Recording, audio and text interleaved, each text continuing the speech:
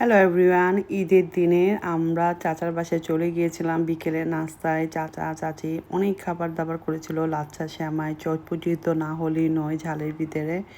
আর আমি বাসা থেকে বানিয়ে নিয়ে গিয়েছিলাম এই যে ওরিও কাপ কেকগুলো, তারপরে হলো বল বানিয়ে নিয়ে গিয়েছিলাম। আর ফুচকা না হলে তো নয়, এই যে বলগুলো খুবই মজা ছিল, কেক বল। আর কী নাম বলে আমি ঠিক মনে নাই। আর এই যে তেঁতুলের পানি, ও মাই গড গাইস, খাওয়ার পর অনেক টায়ার্ড লাগতেছিল, সারাদিন অনেক ক্লান্ত ছিলাম। ঈদের ব্লগটা তো আপনারা অলরেডি দেখে ফেলেছেন।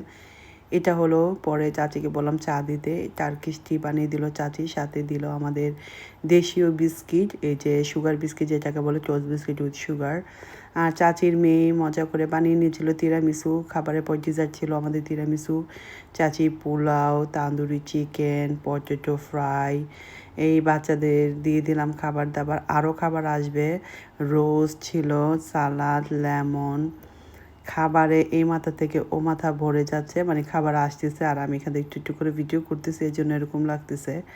তো মাংস চলে আসছে, খাসির মাংস, গরুর মাংস, হাঁসের মাংস, মানে কি নাই চাচি সব একদম। পোলাও চেলে পোলাও, রোস্ট, অনেক কিছু করেছে।